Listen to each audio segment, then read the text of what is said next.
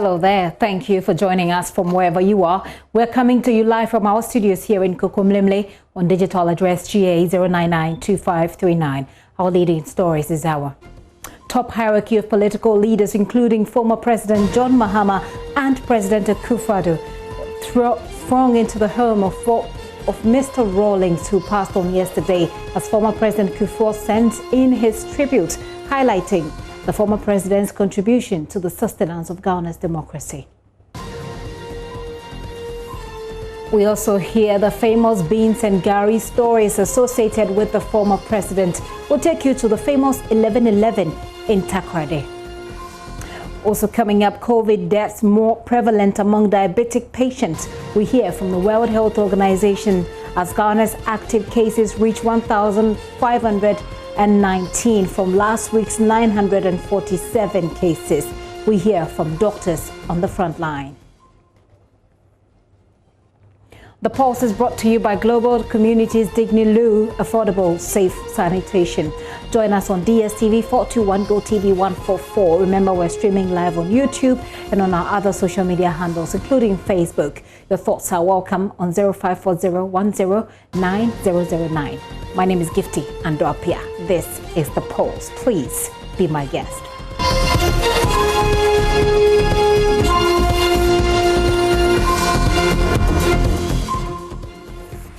President Akufo-Addo has been commiserating with the former First Lady Nana Akufo-Addo Rawlings and family members of former President Rawlings today. Flight Lieutenant Jerry John Rawlings passed away at the Kolebu Teaching Hospital after a short illness. His death has sent shock waves not just in Ghana but across the world. Earlier today, President Akufo-Addo led the Ghana Armed Forces to observe a minute silence in memory of the late former president. Here is a news desk report. Daughter of late President Rawlings says it is still difficult for the family to accept that the former president is dead. The former president, 73 years old, is said to have died after he contracted COVID-19 and was rushed to the intensive care unit of the Kolebu Teaching Hospital in Accra. The founder of the opposition National Democratic Congress was last seen in public on October 19 during the final funeral rite leading to the burial of his mother, Victoria Adbatui. President Akufo-Addo visited the family's ridge home to console the wife and the family. He described the contribution of the late president to the nation as enormous, one that the country will continue to show appreciation. My presence here is for obvious reasons.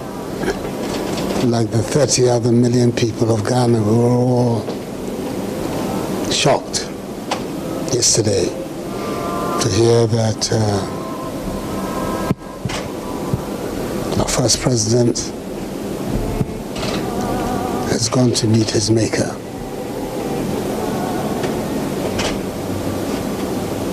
I find it so difficult to believe that the man I knew was a very dynamic, energetic, vital human being is today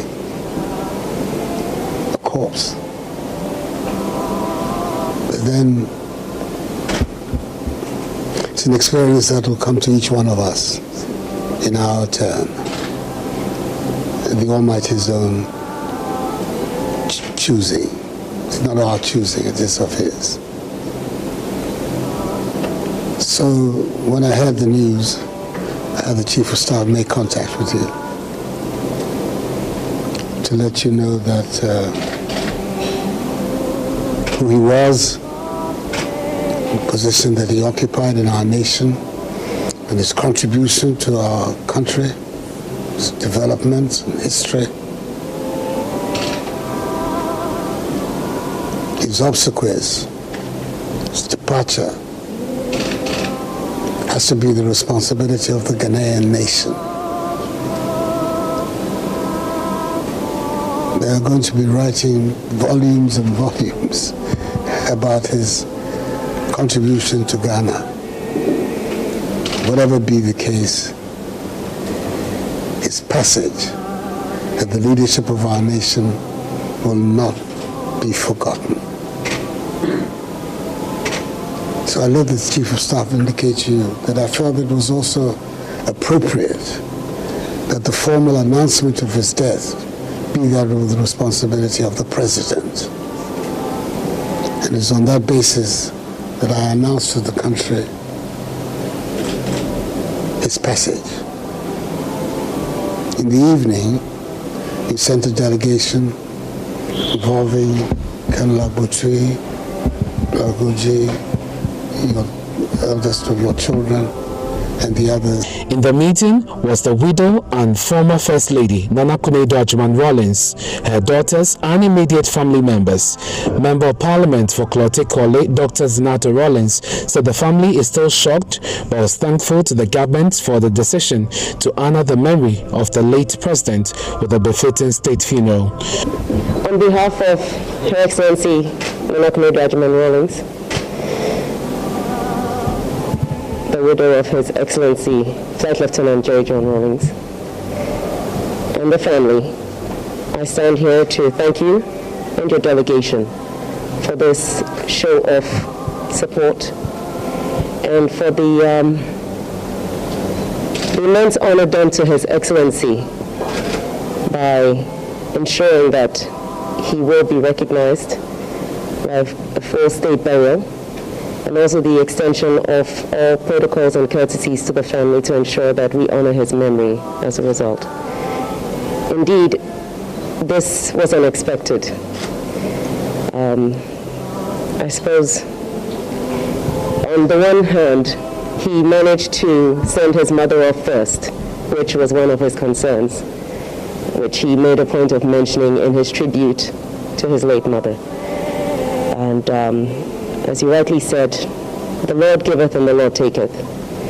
And we cannot comprehend the reason why, but we do have to understand that this is the reality of our lives. It may not be today, it may not be tomorrow, but the certainty is that death is something we all have to live with at some point. We have to face. Your Excellency, the family has only, things are still up in the air. We are yet to discuss the date. President Akufo-Addo and his vice, Dr. Mahmoud Bawumia, later signed a book of condolence opened for the late president. And as the news desk reports, they're cataloging what's been happening today. Let's go live to the residence of the late former president for more updates, because the former president and flag bearer of the NDC, John Dramani Mahama, has also been mourning with the family. Kwesi Parker Wilson is at the home. Hello, Parker. I'm hopeful that you hear me. Do tell us what's happening right now. Okay, so just about 40 minutes ago, as indicated, the flag bearer of the party, that is the NDC, John Dramani Mahama, together with his running mate, Professor Nana Agyemang, and executives of the party, the chairman, the general secretary, Johnson Astrid Katia, the director of elections for the party, Alvin Jeffrey Yankra, the deputy general secretary of the party, Peter Tukono, including the minority leadership, that is Haruna Idrisu, Muntaka Mubarak, and also MP for North Dai, Roxton, that's Jambako, where are the rich residents of the former president to commiserate with the family. In fact, the meeting was a closed-door meeting. The media wasn't allowed to cover the meeting because they said that they just wanted to have a personal conversation with the widow, that is Nana Akunedo Agyemang-Rawlings, and the family as well. So shortly after the meeting, the chairman of the party briefed the media on what has been going on, basically to come to the family officially and announce to them that they have the party and the flag bearer, John Mahama, have suspended their campaign and are ready to involve themselves with the funeral arrangement. So they came to ask when the 1 week celebration will be, the modality, what the party should do to ensure that they also contribute to the funeral arrangement of the man who founded the Fourth Republic and also the party as well. And the minority leader indicated to us that indeed Jerry John Rawlings is a man who left a huge legacy for this country, and it's very important that we maintain and preserve his heritage. For them as an NDC, they will ensure that going forward, everything they do in word or in deed would be to preserve the heritage of the founder of their party. Now, particularly for the director of elections for the NDC, Elvis Free and Crab, he says that the former president inspired him into politics. At a young age, he saw the former president with the things he was doing. He fell in love with him and decided to follow him. So far, the former president has had a huge positive impact on his political career. But there is one thing he wants from Ghanaians, is that the principle upon which he stood for, that's the probity and accountability, should be restored. In his view, the governing NPP has thrown to the dog the principles for which he stood for. And so the victory of the NDC would be the surest way to restore that probity and accountability that the former president stood for. We can hear him.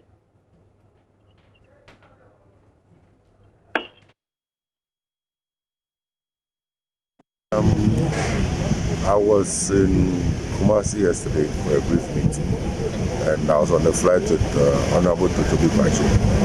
So as we landed and were coming down, and he said that the old man has been in hospital.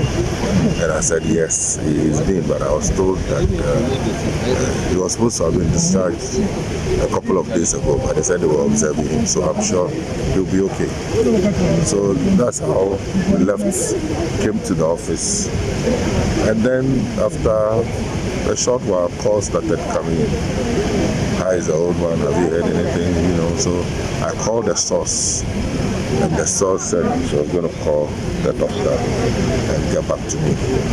From then I tried calling Dan, the bodyguard, and the photographer, and all the other guys I knew around. Incidentally, all their numbers were busy. So I started feeling very uneasy. And then the source called to confirm that this was what has happened. So I was totally broken. I was devastated. And so you recall that yesterday when you approached me with the camera, I just snubbed you. So I apologize for that. And anybody else who tried talking to me yesterday, I was just not in the mood to speak. I was just not in the mood to engage anybody. It was very, very, very shocking because I'm quite close to him apart from the politics. You know, his birthdays, we have our own ritual. He likes pork. So there's a guy who does very good pork, full pork. He season it with wine and other things, and we'll bring it to him together with the party executives, and we'll come and celebrate with him.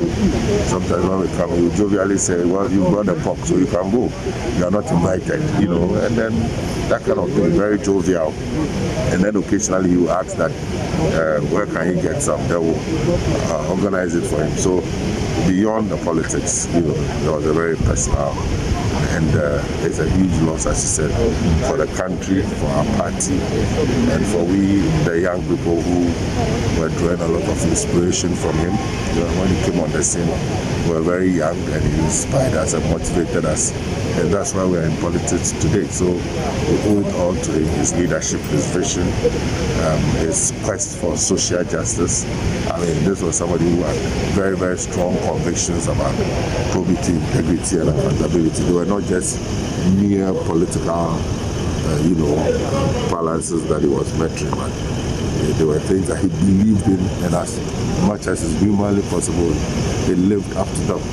Very modest throughout his tenure of office, and even after he left office, you see his life very, very modest. He's not the kind of person who is interested in acquisition of property here and there, accumulation of wealth. Always focused on helping the ordinary man.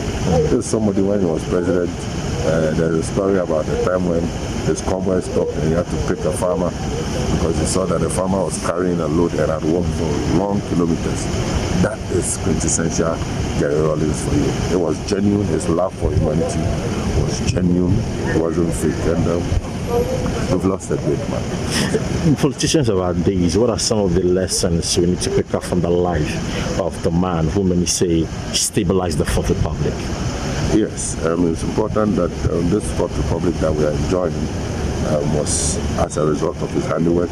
He stabilized, he first of all ended all coup d'etats in this country, brought about the Fourth Republic, which is the longest republic, and this constitution that was put together by ordinary people through his leadership, and that has endured and survived over the years. And it's a major achievement. So what we can do is to ensure that we maintain and sustain this democratic path that he has charted for us, and also follow his principles of probity, integrity, and accountability. I think that is the most important legacy that he has left for us. That the principles that he believed in and he lived by. He didn't just believe in them or talk about them, but from all the evidence is clear. This is somebody who, a government, when he left power, they sent people all over the world to go and look for his foreign accounts, and nothing was found. You know, that is the man. He is a true epitome of integrity, accountability, and love for the ordinary man. You cannot take that away from him. You can say everything you want about the excesses and all that. Of course, he's human, and he headed a human institution, so we are not saying that his reign was utopia. But if you look at it in a very objective manner, his impact and contribution to the development. Kwesi Parker Wilson there, bringing us that conversation he had with Mr. Elvis Afriyie Ankrah. Parker, let's wrap up with you. You've been there all morning. Apart from the president and the former president and flag bearer of the NDC who have been there, what else has been happening at the home of Mr. Rawlings? Okay, so the flag bearer for the Ghana Freedom Party, Madam Ikea Donkor, was here a while ago to also pay her respect. And then the flag bearer for the Ghana Union Movement, that is Christian Andrews, popularly known as Toffa Posom. And a member of the party, that's Bevlo Latte, was also here. Now, you're interested to know that when I spoke to Bevlo Latte, he indicated that the former president was bigger than the NDC. At a point, he even detached himself from the party, so was seen more as a statesman. And going into this election, one of the key things we need to recognize as a nation and appreciate is that Rawlings stood for peace. And so going into this election, we need to ensure that peace prevails during and after the election.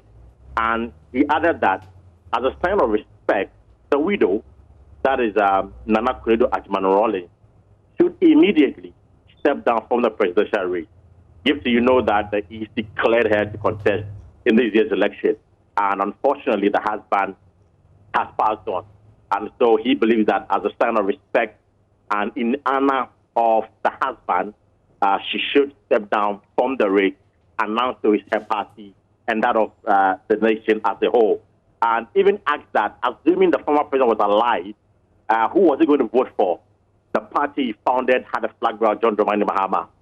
And the wife also has a party going into a major election like this. So was he going to vote for the NDC or was he going to vote for the NDP?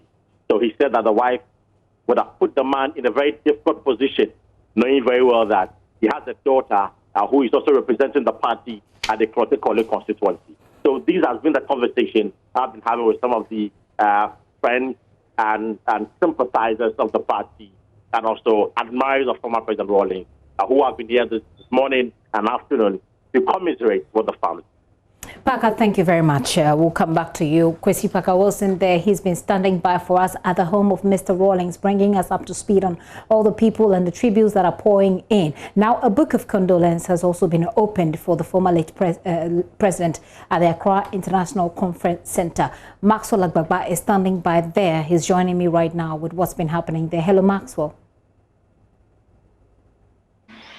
Yes, Gifty. So we've had the President of Ghana, President Akufo-Addo, we've had Mahmoud Bawumia, Vice President, all of them visiting the Accra International Conference Center to write, some things in the book of condolence. They've been paying their last respect and they've been eulogizing the former President J.J. Rawlings. Well, for Mahmoud Bawumia, he described the death of J.J. Rawlings as shocking and sudden. He says it was unexpected. He lauded his contributions towards Ghana's development, said his role was very phenomenal. For President Akufo-Addo, he has been eulogizing and lauding J.J. Rawlings. He says that he has contributed immensely towards the stabilization of the Fourth Republic. And he says he would greatly miss his friendship with the former president. Well, just about an hour or two or so ago, former President John Mahama, an NDC presidential candidate, actually visited the home of J.J. Rawlings. From there, they were supposed to come here, but they picked up information that the book of condolence had been closed for the day. So we are told that they're going to return on a later date. So right now, the book of condolence has been closed. The information we are picking up is that it will be reopened on Monday. But when we came here, we saw some family members who were seated here. In fact, the pillars of the Accra International Conference Center has also been draped in red and black. And this giant picture of the former president I'm standing very close to has also been mounted here. So that is what is happening here at the Accra International Conference Center. Just some minutes ago, I saw some supporters around, not many of them though, who also just came around to see what is happening here. Many of them say they are saddened by yesterday's event. Some of them tell me that they never believed that the former president would die at the age of 73. They say that although 73 is quite old enough, but they think that he still had a lot to offer the party, and that's why they are saddened by the event. I also met the director of elections here, the director of elections for the NDC, obviously Fiankwa, who was earlier at the residence of J.J. Rawlings. He came here right after that. We've been speaking to him, and he said that J.J. Rawlings actually stood for probity, accountability, transparency. He was an anti-corruption campaigner, and he believes that there are people in the NDC who will still keep those values aflame. He believes that those values will never be extinguished in the NDC. He says that although J.J. Rawlings is gone, God, in his own wisdom, sometimes raised people within a generation to be able to represent those values. And he thinks that there's a bit of that in the NDC presidential candidate, John Mahama. Well, Maxwell, I want to find out if the book of condolences is open to the public, as in anybody can just walk in and write down what their fond memories of Mr. Rawlings are. Well, as it stands now, we've not received any official communication from the family on those who can come here to the Accra International Conference Center to sign the book of, condolence. We are told that more information about that, will come out later. But so far, the only people we know who have come here to write in that book of condolence is President Akufo-Addo and then the Vice President Mahmoud Bawumia. So far, these are the only two people that we know have signed that book of condolence. Right, and of course we have some snapshots of what what the president wrote and what the vice president wrote as well. I mean, some not so legible, but it gives you an idea. For the president and the vice president who showed up there to write what their fond memories and thoughts are, can you describe for us their demeanor when they came? Of course, they were wearing masks, but do tell us what you saw. Yeah.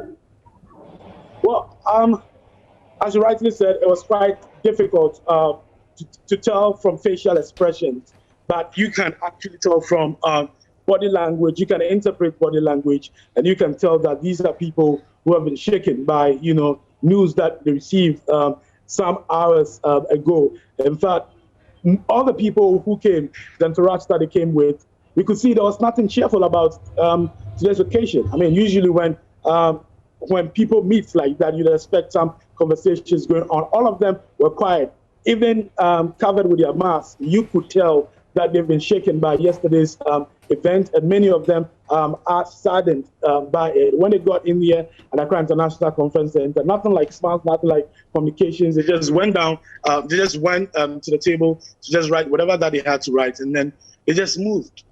It's a sad, it's a sad atmosphere.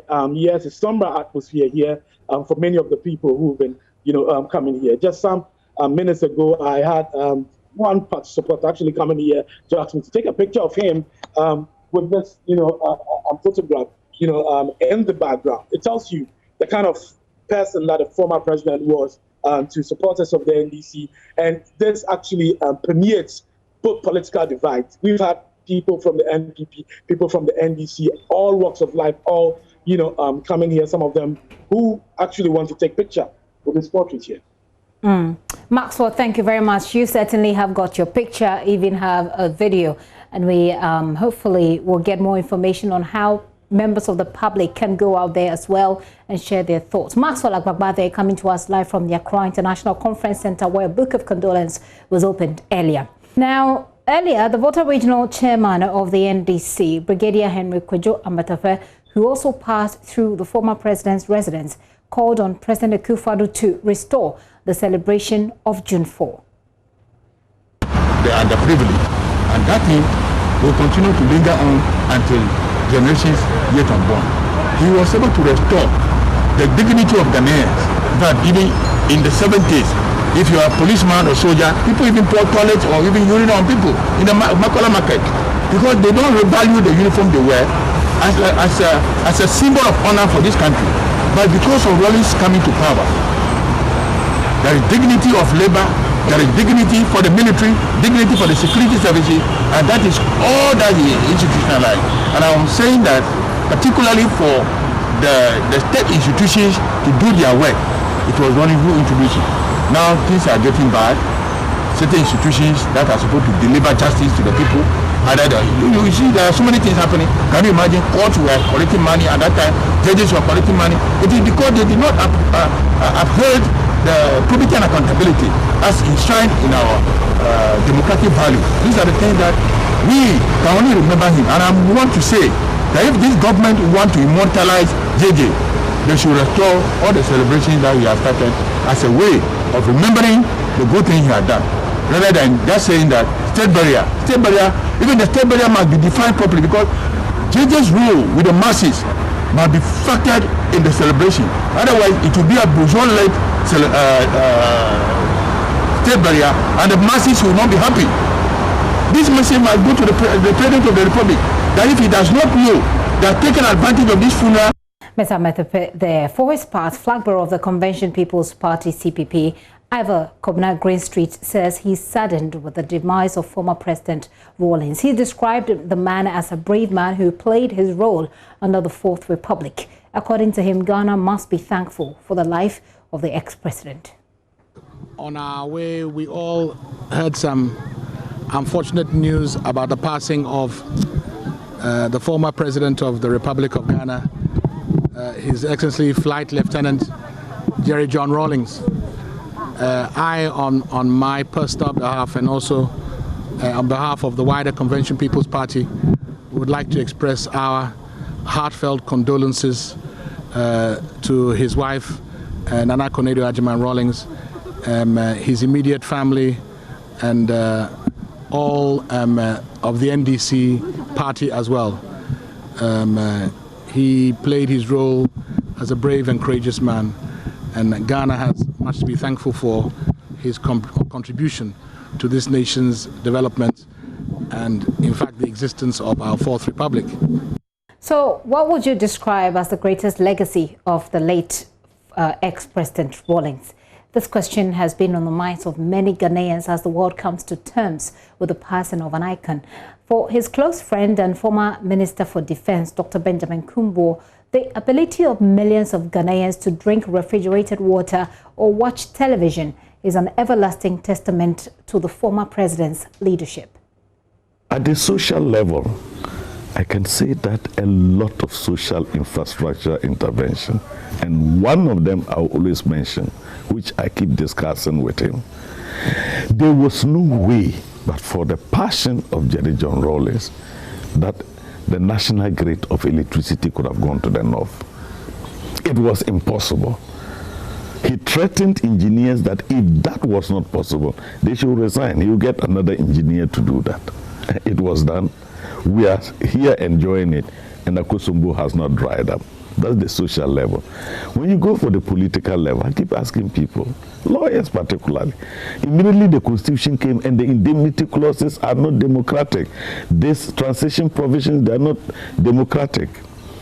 The question those lawyers don't ask themselves in terms of constitutional practice, why is it that this is the only constitution that has survived for 27 years? Is it not indeed the case that it was a political document well negotiated which brought everybody on board? The next was Kwame Nkrumah's constitution, under Kwame Nkrumah. It didn't last 6 years maximum. But we have had a constitution people claim had dictatorial and non-democratic clauses that have survived 27 years. Do they bother to do the analysis and find out why? About that? I think that was his biggest Achilles heel. Because any time we met, after talking, the conclusion would always be, then you people remember that people paid the ultimate price for 1/10 of what is going on today. Most of our comrades, good ones, lost their life in the process of both June 4th and 31st December. And that is his regret. Because there is nothing to show that the people really died for Ghana to be a better place from the indications of what was happening. That has always been a very passionate, and he was a bit more, he was angrier where he perceived that some of these things were taking place within his own political party. That was his biggest problem. Because I've been telling people, if you don't draw, you don't take the pathway of his reasoning. I came as head of the system. We shot and killed people perhaps for taking 500 cedis loan from a bank. We did this to this person, we did this to this person. In the process, there were attempts to overthrow the government. Soldiers in the front line got shot and were killed. We those who survived it till today, is that the best we can do? By going back to those very, very things. This is where his biggest problem has always been. Especially with this party. Yes, but the problem is that, you know, it's very easy when you are young and you've not seen much of many things. Oh, people like to talk about the PNDC. NDC is, we now have a new NDC. We are not interested in the revolutionary origin. Do they know the history of the Democrats in America? Do they know the history of the Republicans? Do they know the history of New Labour in the UK?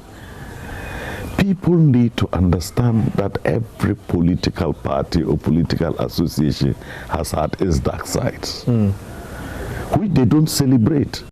The full interview with Dr. Benjamin Kumbo airs on Joy Prime TV's Current Affairs show On the Record on Monday at 8 p.m. Now, Supreme Court Judge Justice Yoni Kolende has also been sharing memories of the late president. He spoke today on the Super Morning Show. You know, my personal habit usually has always been to avoid big men. So I have managed to avoid President Rawlings in all manner of circumstances, sometimes nearing rudeness by declining to take his calls. You can trust him. He tracked me down. We had a mutual friend, and then his current aide, Dr. Benu, had special duties to make sure that he waited for me in my office. He tracked me and got me to meet President Rawlings. You have to meet him. He was a very intriguing and infectious character, and he commented on everything from my haircut to my tie, my shirt, my cufflinks, my shoes, my socks, and said that he was inspired. That Ghana had a future. He is just an infectious and intriguing individual, and our generation will forever remember him, his leadership, his impact. Love or loathe him, he was a great leader. Now, former President John Agyekum Kufuor says history will put Ghana's longest-serving leader,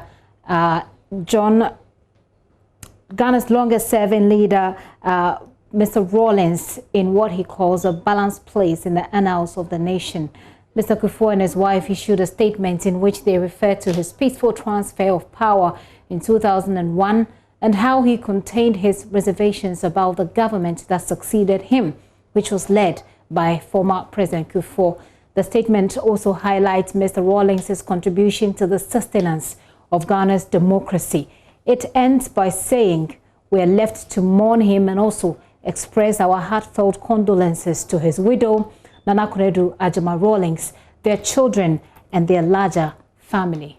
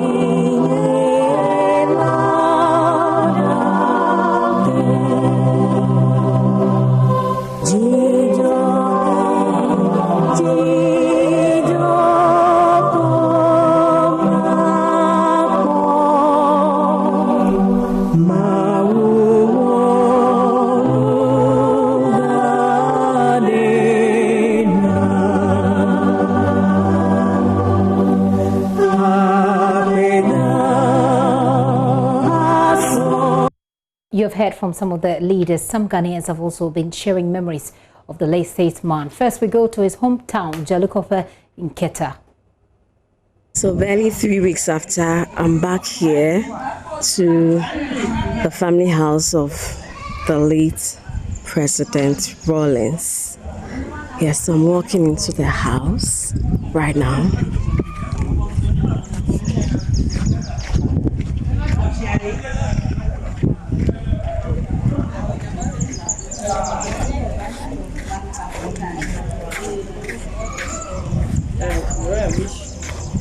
I don't want to shoot.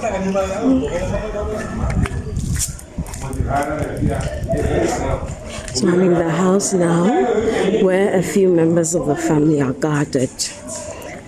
I'll find out if I can have a word with one or two of them.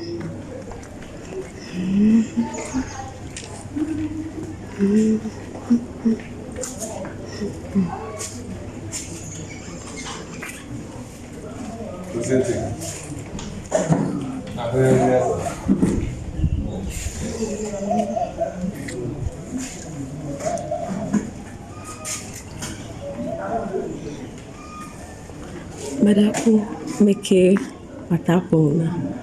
Okay, today happens to be a very sad day, the demise of our former president, Jerry John Rawlings. And then number 2, we all are planning towards this coming election, December 7th, thinking that we are all going to be one and then electing the next president of this country. And we might say, or we may say that may he rest in perfect peace. But what I do remember very well, or what I'll be missing about the former president, is his words of probity, accountability, and then those words, the boom and stuff. But we say and we celebrate this day in a very sad way, but we also say that the news about the demise of our former president, Flight Lieutenant J.J. Rawlings, has come to me as a very big shock, and I'm really devastated. Especially because he's my godfather, my mentor, because he trained me and so many other cadets. I was trained in Cuba and America through the tutelage of Rawlings, and I'm very, very sad this man has left us just too soon. We were expecting that he would be alive and witness the results of this 2020 elections, but God knows best. But I remember Rawlings for so many things, especially the way he was able to bring Ghana back from economic depression back on its feet. In 79 and 81, the economy of Ghana was so bad. But when Rawlings came to power, finally in 81, he was able to bring Ghana back on its feet. And one thing I like about him is that he was not selfish, and he was able to return Ghana to democratic rule. And he has set a lot of examples, leadership by example. He sent us to the forest, to the bush, to bring local cocoa to the city, to the harbor to be exported. He took us to the gutters, to desilt and clean the cities. He was able to send electricity to the northern part of Ghana, which many people thought would never happen. He made so many things good for the masses of Ghana. And since the inception of the Fourth Republic, there has never been any coup d'etat in Ghana again. So Rawlings was... What I can remember is he had a picture with Rawlings. He had a picture with Rawlings which goes viral. So it has been like they've been close. It has been one-on-one encounter. So that brought some kind of connection. So hearing the news earlier today in the news has brought a kind of shock to everybody and me as a person. So it is me Alabanca 1991 92 Polo Mino Okatamula Evai Baremianchi Navarun de Sada Deji Akea and now we do not chilenchi.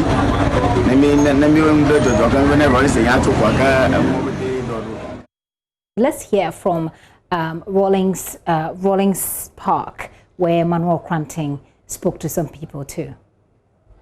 So still reminiscing over the loss and in fact the shock that the nation has been sent into.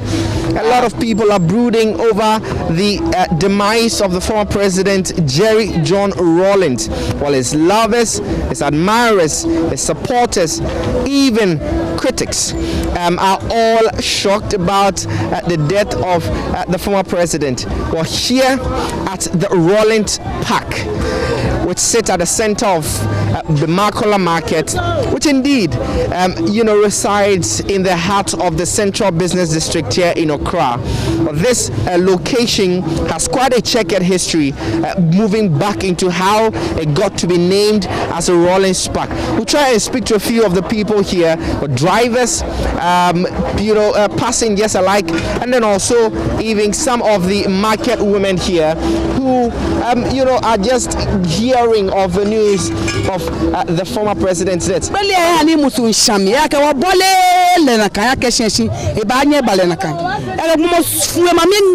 2 weeks no le wegbu wo muso ehia wodu adenche atia kembiake to feton to onu news ete inu akashi ntabie onkan sister ngbasa no ni inu aka senso akashi o ake wonu kwa egbo ni ke me wonu pa ake Rawlings ke Tefota Rollins go.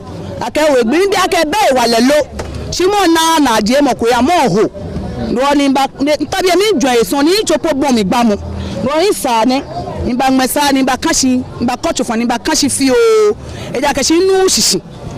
Inu shishi no ni woni nu shishi e bi enu oyo acho bi Rolling Spark. No mi won nyeme ke bi e afun me bi e kani. Shile ba bi ele ba clear bi e fen wo ba na bi enu wo tani. Wo na egbu emusu e shami wa ajenche. Ya ke chenche. Shike abiake mini niji nokoni noko kadi komeni ka che Rollins be Ubakai. Awo makaya ke no mi chuchuwe akeka ya mama ko ta mama Africa block shueshi ni ko te ko block benaka mama utawo shinmene ni Rollins ba wo he mama free wo ya ko ganch konshika ni mi ya he mama kami nya unyo free no mi awon wo bi ye wen no mi beni wo ya school wen abaja wo pencil aja wo golo kani bi fen wo kan mani mitia na mami me misu mi control kra mantema ye kuma kra fiti and the pakra my very sad kra because I really love that man so much, so I was so sad. How do you remember the former president? Oh, I remember him during the time that he was in power at the 6th of March at the Independence. The way he used to stand on his feet about 1 hour. The way he was doing the things. I always remember him. The way the man is very hard. A very hard person. He doesn't take nonsense. I like the way the man is always active. Me wanna go so friend me say, ya papa ba kwa frame eye me ya because papa no dey oye good. Ye nyina ya papa ba ko pe. Me nya shock because na me njin di say no one wa frame. Intimity ye na mpa de to be frank me ya pa because ye nyina kwa ye beko. Inti na me fa ni class baby papa my. And elsewhere, some thoughts from Ghanaians on the streets of Accra. Well, the tributes continue to pour in for the former president. And this one from Reverend Father Andrew Campbell, one about how a relationship that started in 1980 helped to lay the foundation for the lepers' aid. Father Campbell, who expressed shock at the news of the death of the former president, tells JoyNews' Latif Idrissa about his first encounter with the late president. He also recounted fond memories that he had with him.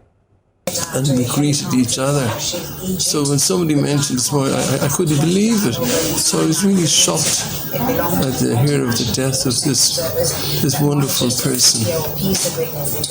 So I've known him for a long time. I've known him since 1980. When I met him a long time ago. And over the years I got to know him because of my work with the lepers and work with the Children's Hospital and work with the needy. And he was always there to support me.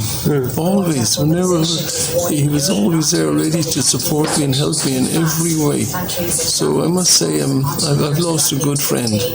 And I'm really sad to hear of the death of our dear brother, dear J.J. Rawlings. How would you also remember him in the space of the political environment? What would you say is the role he played to shape, the political structure of Ghana? I think the man was a disciplinarian. He had his views, whether you liked him or not. He had his views, and he was a disciplined man, and that's what I liked about him. That he kept his views and he lived his views. So I must say, for that, I will always remember him. And he was also one who encouraged. He always encouraged me in my priesthood. Always encouraged me in my work with the lepers and with others. After a sermon, he'd come and say, "Father, thank you for your wonderful words. Thank you." So his compassion, his discipline. This is what I like about it. For the lepers aid, let's look at the lepers aid. What role would you say he played to build the foundation of what you have been championing over the years? He always gave me the encouragement. He always supported me. Always there ready to support me in every way he could. He was there as behind because it wasn't easy. Look, working with these people are forgotten. He was always there to support me. and don't give up, carry on, whatever way possible. So he was always there as an encourager in the difficult task I had of looking after these marginalized people. That's Father Campbell there speaking to Latif Idrisu. Well, let me take a few of your messages. Most of you have been sending so many messages of condolences, and some of you have been talking about what you remember of a former president. Let's see if we can take some of the messages. Well, this one is just commending us for the report. This one is from OPK in Goso, who says that may the soul of Mr. Rawlings rest in peace, and the visionary and competent Nanado has performed better. So 4 more years for him. Okay, you're doing a lot more of the politics here from Techiman South. Thank you for sending in your message, Mr. OPK. Good afternoon, watching live from Nkwanta, Oti region. My name is Masawudu Hamza. JJ Rawlings has left Ghanaians very sad, very sad. May his soul rest in peace. And this one says, please help me. Okay, you're sending in a dedication, but let's see more of the. So this one says, I understand he wasn't feeling so well on Sunday. He called his personal doctor, Nyaho Tamaklo, who went to his residence. Okay, you talk about, you say the question is, who told Nanado that Rawlings was ill? Okay, it's a very long message. Let's move on and see what more people are saying. This one says, so now John Mahama, Kevin Taylor, who has been insulting Papa J, where is he now? Abele from Nungwa sends that message in. This one says, indeed, Ghana will remember the late JJ Rawlings. May his soul rest in perfect peace. IPK and Kuma send that message from Kumasi. Joyce, Papa J, this one says, Ghana will forever remember you for your good work. Rahman Sakara send that from Sola. And many more of your messages are still coming in. Keep them coming as we all mourn with the family of the late president. You're still watching The Pulse with me, Gifty and Opia. Let's do a very quick break. When we return, you know that COVID is still real. We talk to you about our active cases, which has jumped between last week and now.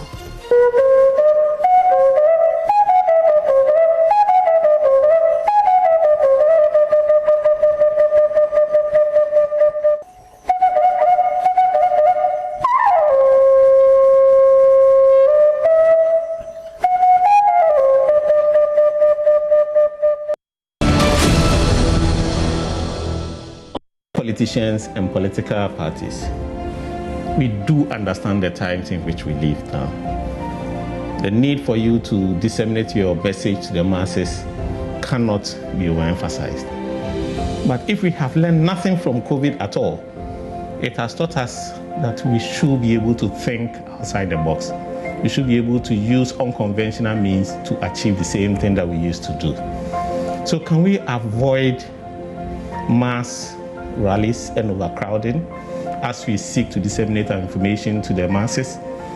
Can we re-strategize? Maybe use social media a bit more, use electronic means to achieve the same thing. We need to be able to protect the masses. The health of the masses must be our #1 priority. And we all must have a say in that. Please, let us all work together to avoid a second wave of COVID-19.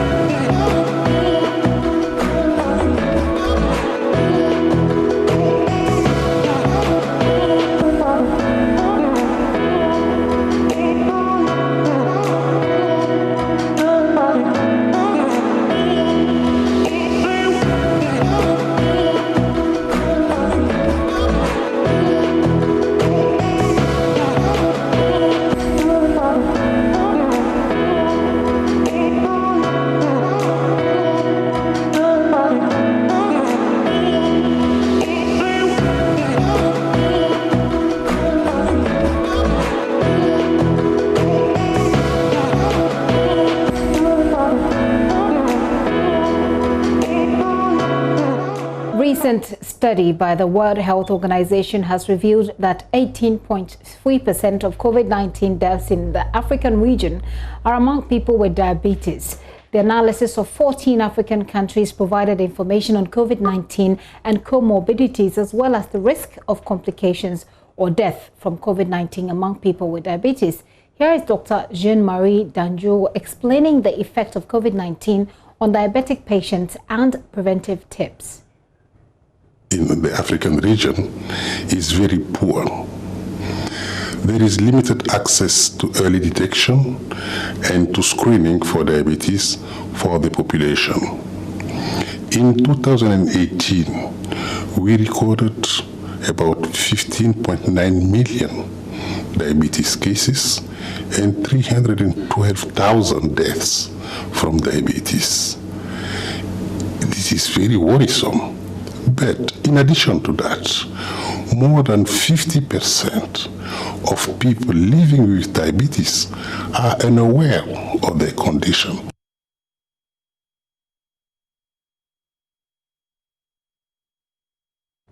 So let's get some localized education on this. I am joined by Zoom. Dr. Ernest York is Vice President of Diabetes, Endocrine and Metabolic Society of Ghana. Dr. York, thank you. Good afternoon. It's been a while since we last spoke. Yeah, and thanks for having me this afternoon. Thank you. And a lot has changed since we last spoke. Certainly, part of which we're talking about right now. Now, let's take a look at the Ghana statistics as far as when it comes to accessibility of treatment for diabetic patients are concerned. But first of all, let me rather bring you back to what we know about this new study from the World Health Organization concerning the link between diabetic patients and COVID-19. I think, thanks again, the information that was just put out by WHO, those of us in the scientific community and those of us involved in the care of COVID patients is not new. We've known this for a while. As early as in March, April, this information came to the fore, and subsequent studies and publications, the experiences we've had in the field treating COVID patients confirm this, and this just becomes to add on to the information that we have that patients who have diabetes tend not to do better when they contract COVID. In that case, let's jump on to the availability of treatment for persons with diabetes in Ghana. How difficult or easy is it? Well, the levels of difficulty in terms of treatment comes to various levels. One, we don't screen enough to diagnose patients for diabetes. I know that some hospitals, once you enter the emergency room, you are screened for most places, it will take the effort of a doctor to think about the fact that as you screen somebody for diabetes. But what needs to rather be done on a regular basis is for every person aged 30 and above, once you visit the health facility, at least once a year, you should have to be screened for diabetes. Beyond that, when you are also screened or diagnosed, there's difficulty of accessing medications at all levels. And various factors account for that. Either the treatment is not available or it's costly. So people will resort to all sorts of alternate medications or treatments, use the herbs, and of course, people also go to pray. They use over-the-counter medications by themselves. So they only report to the hospital when things are getting out of hand. And unfortunately, we see a lot of patients with complications. The very first day you see them in hospital. So it comes in various forms. The difficulty we have in treating and managing patients with diabetes. You did indicate that every person 30 and above, did I get it right? Is it 20 and above or 30 and above? 30 years and above. 30 and above should at least have a screening, form of screening for diabetes once every year. Once every year. Because the population, yes, the African population is a very high risk population. I see. Now let's take a look at between last week and now. I think we're around 900, and we've jumped from 900 to 1,000. I think 59 or so. I'll check with my figures right now. But It's been a while since we had this conversation, and you are on the front line. How did things pan out? Did it just go down and all of a sudden just surge back? Can you explain the figures we're seeing right now? I think the answer is obvious to everybody who cares to know. It's not half-looking thing. First of all, the restrictions were relaxed. So then people had the liberty to now mingle. The bars were open, funerals now could take a lot more people, conferences were opened up, so that is one leg of the reason why we're getting scared. The other thing too is that the way we enforce the wearing of barrier methods like using the face mask, has also been relaxed. The authorities are not enforcing it. And then on the individual levels, everybody, saying COVID-19, COVID, but it didn't go.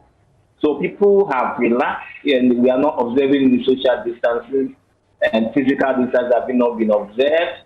Hand hygiene is thrown to the roof. So all of these have contributed to the spread. Now remember also that there's heightened political activity, and I was privy to the promo you just played.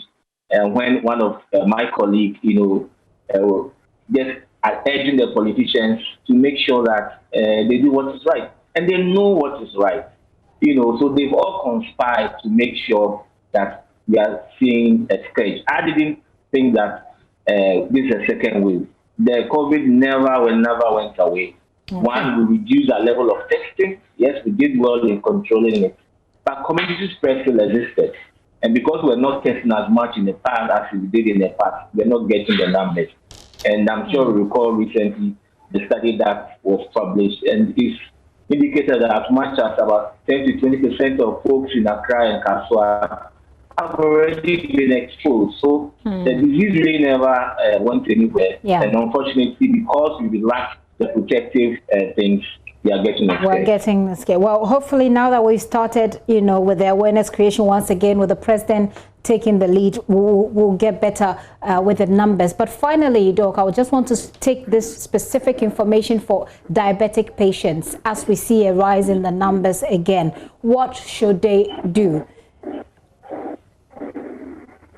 I think it's a very good question. Yes, to reiterate the fact that those who have diabetes tend to suffer severe disease and also suffer a lot more death. So what do we do as diabetes patients? And I will even say that it's to the whole general public. First things first, prevention is better than cure. Right. So let's avoid contracting the disease. And that is to practice what works and has worked over time. Maintaining the physical distance that we should, hand hygiene, and then wearing of the face mask to be thrown overboard.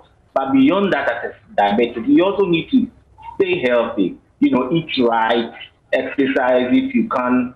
You're encouraged to do so, and reduce alcohol intake. There was this, talk in terms that alcohol kills COVID. Yeah. It doesn't. If you indulge in alcohol, you're going to put on weight. It's going to make the diabetes worse, and unfortunately, that may predispose to getting severe forms. But we must also take the chance to visit our doctor and look at our numbers and get treated. And when we are prescribed medication, let's kindly be compliant. And, hopefully, once we stay healthy, we will first may not be able to catch the disease. And when we catch it, we may not suffer severe consequences. Doc, thank you very much. I believe this week was also the World Diabetes Week, is it? Okay, so it's the World Diabetes Day, but the celebration is a week long. Okay. The climax is tomorrow. Okay. So the focus this year is the nurse and the diabetes. So we're going to highlight the place of the nurse in the management of patients who live with diabetes. And yet tomorrow we are having a webinar open to the general public online. I'm sure later we can share the Zoom link with you so that you can share the general public so that they can also join and get some education. That will be fine. Tomorrow we'll be here and we can include that in our bulletin as well. Doc, thank you very much for your time being on the front line. Dr. Ernest York is the president of the Diabetes, Endocrine and Metabolic Disease Association. I think I got that right there. He has been on the front line since COVID broke out here in Ghana, and he has some advice for diabetic patients especially. Let's stay a little while longer on this. And officials of bus terminals in the Kumasi metropolis in the Ashanti region are unable to enforce COVID-19 safety protocols for fear of losing clients to competition. Anaya Ojima has more in this report. Mami Adjoa, a seamstress, concentrated solely on sewing of nose masks when COVID-19 was at its peak. It forced her to pitch camp at the Asafu bus terminal, where she could sell over 200 masks daily to passengers. 50. She says, 50. I now sell only 50 a day. They will tell you there is no COVID, so there's no need for them to buy it. COVID-19 daily infections are on the rise, from an average of 25 new cases per day to an average of 130 new cases daily in the last 2 weeks. This could be attributed to poor adherence to the protocols.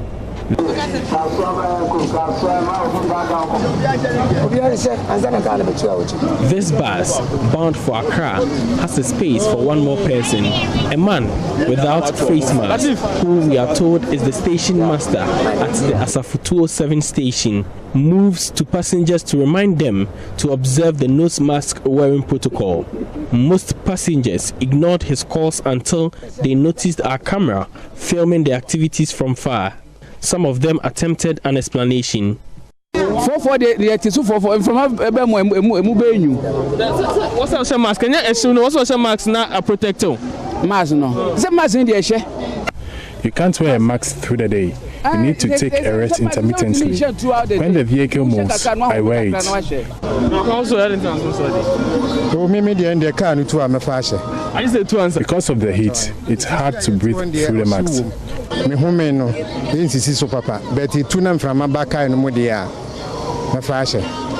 Uncle, so sorry.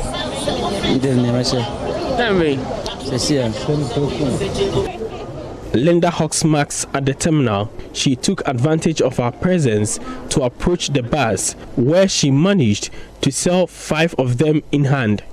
According to the hawker who is unmasked, she had approached the bus a couple of times to no avail.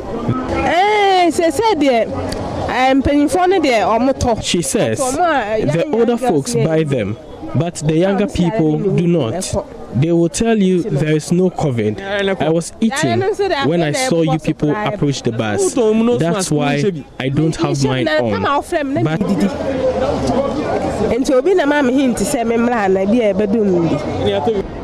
the Asafu Neoplan bus terminal, which is perhaps the busiest transport terminal in Kumasi, has Veronica buckets positioned at vantage points. Even though passengers are advised to wash their hands before entering the coaches, few of them adhere to the protocol.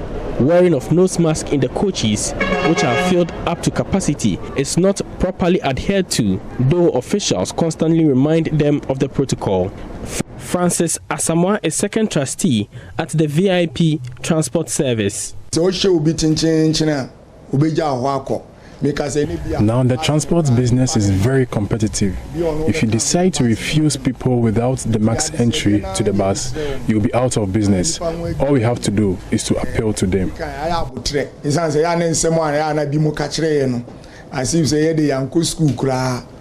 JoyNews, Nanaya Ojima reporting. It's a very beautifully put together story by Nanaya Ojima. Intriguing how people are not wearing the mask, are selling the mask to people. But let's all keep reminding ourselves. It's very easy to forget sometimes, but let's keep reminding ourselves. I'll take a very quick break right here. We'll be right back. Do stay with us.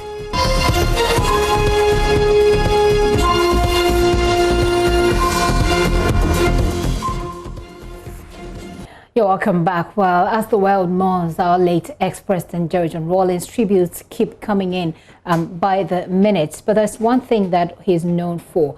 Many have described him as a great statesman. But to his close friends, the late ex-president was a simple man who enjoyed his roadside gari and beans like the rest of us. Rumor indeed has it that he used to frequent a popular seller in Takrade, sometimes buying on credit. Western Region correspondent Natalia Kwansa caught up with the owner of this popular joint, 1111. Alors pour lui, pas que des pour les cadets, on avait flip. À même là, on fly. The man, the one going to bed to my catcher. Now I'm flat on China. I had a hand or TV. I have to know to work with him. Or the future, I have to know. Let me tell them more. Playing time, nay, man. You only to move back. Oh, I make now honor me. Oh, yeah.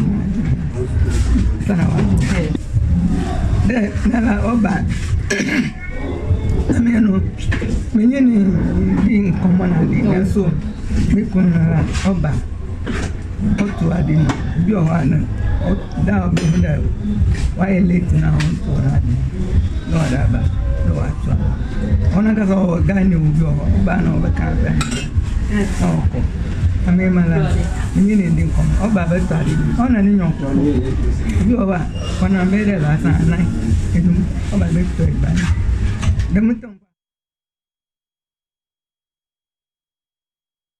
As the owner of a very famous Beans joint 1111, they're speaking. Apologies for that audio there. We'll work on it and bring you more in our subsequent bulletins. There's more news at myjoyonline.com. My name is Gifty Ando Apia. Many thanks for your time.